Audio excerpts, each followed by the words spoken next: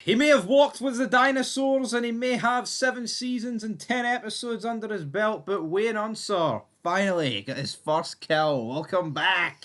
The Fog Entertainment. You gotta have faith. Unser had faith during his 200-year career as a chief, and finally he gets a kill. He wasn't too happy about it, and maybe this is a sign of things have just gone to shit. Gone to shit, brother. Crazy Unser entire career, as a police officer, as a chief, never killed anybody, barely fired his gun, and it's his sons that have led him to his first kill. Leyland Grugger has been his first kill, but we do begin the episode with a sex montage, and it was kind of funny how it just got more gay as it went on. You had Jax and season 1 Tara, you had Chibs and Jarry, you had Happy and some hooker, and then you had Tig and Phoenix. And you thought that was you thought that was it. You thought, oh fuck, this is as bad as it could get. And then Speed Banging Juice and Dark Always, as Clay once put it, it's Tully and Juicy. And we are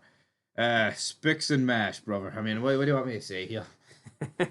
Yeah, poor Juice taking up the rear. Taking up the rear. Oh dear, let's move on. Right, Jax is greeting, essentially.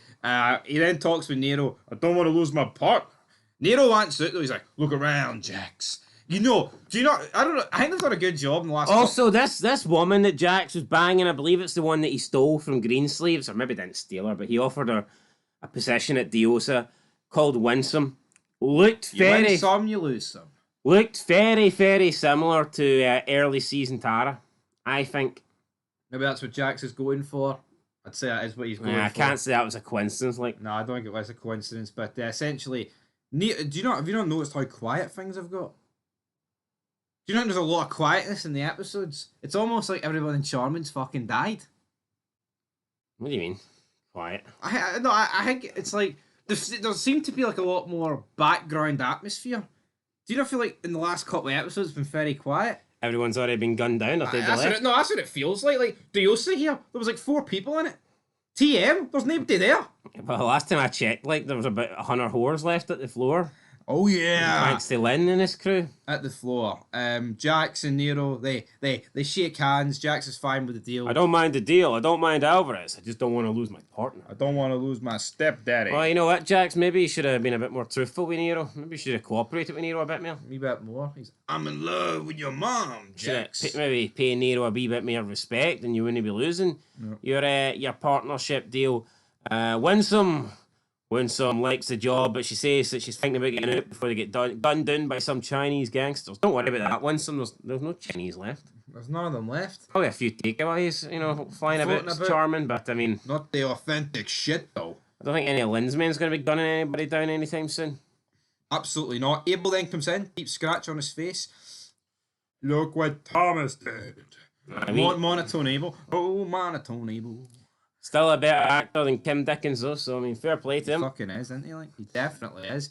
We then see the family, the pastor's family. Quinn and Montez are like, right, we're going to take you to your house. Awkward scene. We're at the cabin. You've got the pastor's family. You've got Quinn and Montez, and it's like, who's carrying this scene? Thankfully, the scene only lasted about 20 seconds. But you know the way sometimes you get a scene, and it's like, goes on, you knew this wasn't lasting 5 minutes? Yeah. This is a quick one and done. Quinn, we'll take you home when it's safe. Okay. No, I'm telling you, normally this is the sort of scene that would just get fucking dropped from an episode. For me, Montez was better in Mayans than he was Sons. I'll stick by that. Is that because, though, they just gave him more time in Mayans because... He felt like a big deal in Mayans. No, he did. He was the middleman. For the 2 minutes that he was around, he was the middleman. It was a diddy middleman. He was like the halfway man, so to speak. But yeah. You know what? I never understood why El Palo killed Montez. Didn't make any sense. If this guy was willing to give him money, and this was like you said, a middleman, and he also had a bit of leverage on him. I can understand maybe why his end game would be to kill him or whatnot, but and obviously wanted to try and start that war. But do you not think it was a bit premature? Yep. El Palo killing Montez, and they literally spoiled it in the trailer. Why not keep him close? Yeah, I don't get it. Montez should have lived. But I don't know. See El Palo killing Montez. It does not feel like the same universe. Doesn't it not? No. I mean, I'll give the Sons the benefit of the doubt. They didn't really know much about Montez going missing. or Tommy. Yeah. And they definitely know about Happy, don't they? They don't fuck all about it. Well, look, well, actually think of it when they there's three patch members taken out on mines. And how much revenge did the Suns want? Well, I guess they killed Coco. That's what put that shitstorm in motion. Sure, they delivered the patch. Tommy's patch. But Tommy, Montez, and Happy were all Sam Crow. Charming boys. No, I don't think Tommy was. He was, aye. Was he? Yes. How many fucking Sam Crow members are getting wiped out here? It was only your big man, VP. What's his name? Terry. He's the only guy that wanted. Isaac was just in. He just enjoyed killing, didn't he? What a fucking wanker he is. Anyway, Isaac or Terry? Terry. Mm-hmm.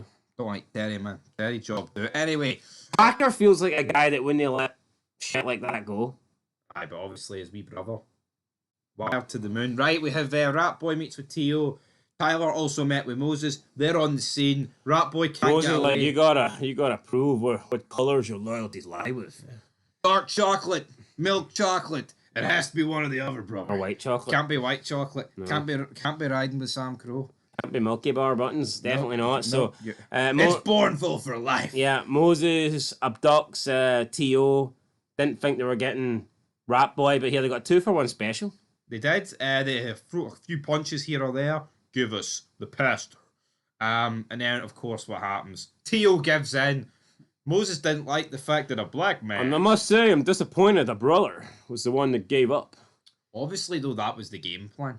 That boy was never supposed to be here. I mean, who would give up first if it was legit? Like, Rat Boy held his own in Russian Roulette a couple of seasons ago. Give him my boys the benefit of the doubt. You know what, though? I wouldn't be surprised if it would be T.O. that would give up. Aye. Because the Grim Bastard, they're just, they're a club in some sense, like, but they're not. It's not quite Suns, is it? Yeah, but why? Yeah, but it's like, why would T.O. risk his life? I know he did risk his life, but like, or his eye. Why would he Why would he get his eye and his fingers cut off for Sam Crow? It's all right doing this wee deal here, where it's like, right, you're going to get Moses to this cabin, but he's not Bobby. You know what I mean? Where Bobby's literally protecting Sam Crow. I think you're right. I think T.O. would have gave it up pretty early. Leyland, though, he hasn't showed up to this neo-Nazi meet because Jax was told by Tully that guy got out. Can't remember his name. Can you remember the guy? Otis. That's the motherfucker's name. So they turn up. Why there was a shift in management, we don't know. Because Otis got out. All right, fair enough. Otis got out. Scoot, whatever the fuck. He's like, it won't take too kindly to some tranny humper to sit down. Tig's like, wow. Weird acting here for Tig, wasn't it? It was kind of like, yeah, you know what? What I done is bad. Can't really do much. He had no defense. Yeah. He wanted to be pissed off, but he's like, he's got a point. Chip's like, not the time. Otis like, I'm okay with the time. He's okay with the time. And then he just shoots his fucking dick clean straight off. Bang, bang, good night. Yeah, which I thought was like, too extreme or whatnot. And then one of the other guys points his gun and Otis is like, everyone guns down. Jax then just shoots this guy in the head. And then Otis is like, right, next, but guns go down or else, I'll be shooting the next person. It just shows me that in the AB, they don't give a fuck about Brotherhood. It may be called the Aryan Brotherhood, right? And I get it, those two guys weren't too keen on Otis's leadership. They wanted Leyland, but, I mean, if this was Sam Crow, man, and an outside group came in, and a couple of guys who were skeptical about the president got fucking dropped, I couldn't imagine the president being like, that's fine. Yeah, then when the guy on the ground reveals that Leyland's on his way to kill Egley, Otis and Jax agree it's time to finish this, so Peg then kills the guy he shot in the dick on the ground, and it's like, the guy on the ground wasn't pointing a gun at anybody. The guy on the ground got killed for saying tranny humper. Are you telling me no one in Sam Crow would make a joke? I mean, they've all ripped the piss out of Phoenix at one point or another anyway. Yeah, I know. And this guy got murdered for that. That's a bit fucking weird. Maybe this guy just shouldn't have went with Leyland. He should have been Team Otis all the way. Was there not 3 Leyland guys though? Or was it only these 2? I think he said 3, yeah. Obviously the other guy got the memo. Possibly. He got in line. I just don't think this guy deserved to die No, neither do I, but here he's dead. We have to move on. for making a tranny hunting joke. Leyland busts into the hospital room. He meets Unser, the old Duke, Yo, the old Wayne. what do you think? What do you think the clubber's saying about Tig behind his back? Tranny hump.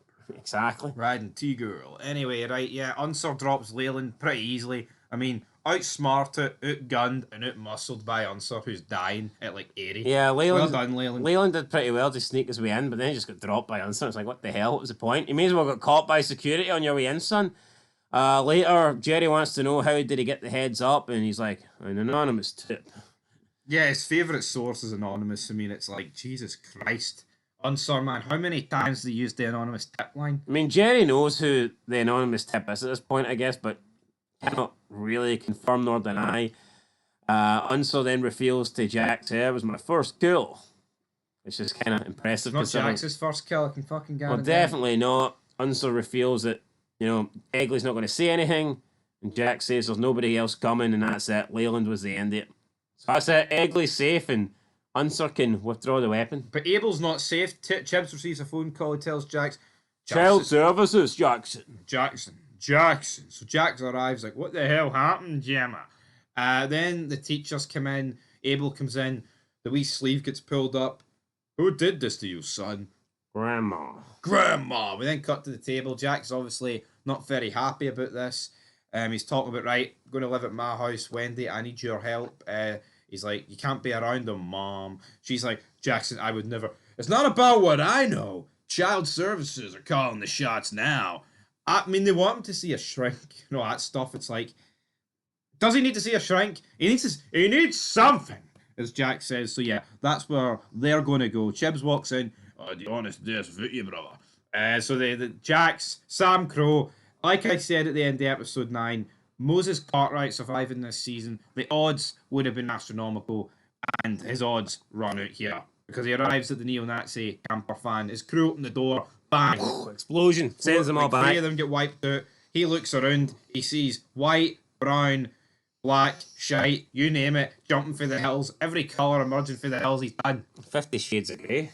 I mean, you had 50 Shades of Black. You had Nazi crackers, you had blacks, you had grim bastards, you had fucking everything. Sam Crow members, 50 Shades of Grey. Tranny humpers, you name it, emerging from everywhere. It's just a big bunch of fucking jobbers. Well, great guys. But yeah, Moses gets shot in the knee. He's the only one left. Jax gouges his eye out with his thumb. His eye's hanging. It's brutal. It's bogging. Then he puts him on the ground, cuts his fingers off, which Happy keeps his mementos.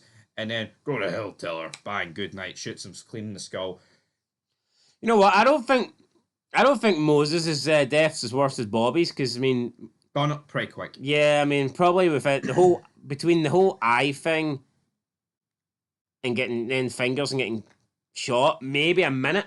Maybe just more than a minute. Could you argue the grapefruit spoon is a better way to remove the eye than Jax literally just digging his thumb in and just not giving a single... I'm not saying Moses was careful with the fork or the spoon, but... Oh, no, absolutely. But I mean, at least Moses didn't have to live with it for long, did he? No, he didn't. And he gets shot right in the skull. And, I mean, in terms of retaliation and revenge, this is... It wasn't exactly...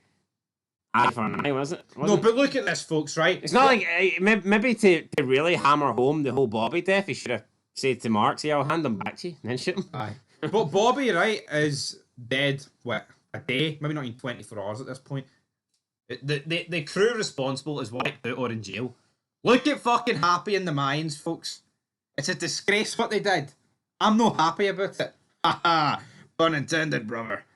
I know, Happy's dead and Quinn's too busy fixing up a bike. I mean, what the fuck's going on? Hey, you Mayans kill each other more than us, man. Fuck off. Come on. Reel it in there, son. Reel it in. We then got a couple of, emotional scenes. I had a scene. Was the LAPD here? Because a bunch of dead black guys. Right, anyway, Chibs talks with Jerry. They have sex again. Tig doesn't have sex with Phoenix. He says, I want to walk down Main Street. Go shave your beard and put your dress on. Nothing I ever want heard in my life. No, I didn't like it, Tig. What you doing? Yeah, in the mines, it looks like he's turned face again. He's found some sense. He's found a wee bit of sense. Jax then reveals the truth to Abel. He says, you know what, big man? That right there, Wendy, Adriana, call her what you want. She's your real mommy. Second mummy. Now, second mummy, Or but first she's mummy, or yeah, she's the first mummy, but your real mummy's dead, even though she's your real mummy. You're 5. This would probably fuck up your head more, son. No surrender. They move on. And then he's putting Abel to bed. Abel's like, so Wendy's my first mummy because I came out of her tummy. Jack's like, yeah. Abel's in like, so is that why Grandma killed my other mummy so my first mummy could come back with me? And Jack's is like, oh hell no. It's not a yeah for the second one. It's an arse fold. aye, Abel doing better detective work than Unser ever did, to be fair. Yeah, absolutely. I tell you what, right? I don't know what age this actor was at the time, but see, for like a 4-year-old, you will actually struggle to see better acting for a kid of this age. Nice. This could have came across as like incredibly cheap, but I feel like it came across as incredibly good. So yeah, who would have thought when season 7 begun that Abel, would have revealed the truth to Jax? Abel could have told Unser, and Unser'd still be sitting on it. Abel was more than able. He was more than able. Anyway, guys, it's time to rate this episode. There was no church meetings during this episode. We don't really get any more church meetings until Jackie Boy meets Mr. Mayhem. So, spoiler alert. All in favour for Jackson Taylor being Mr. Mayhem. Tio, you don't get a vote, brother. Tio, nah. Did he deserve one? Maybe. I'll give an 8. I'll get an 8 as well. That's it for Faith and Despondency. I feel like the mid part of this season, which seen it go down, is about to go up with the last 3 episodes. Yeah, there was a few episodes in the middle that I thought were just a wee bit underwhelming, but I think we're on the home straight now, and I expect it just to be plain riding for here. Plain riding. Anyway, guys, till next time. Peace.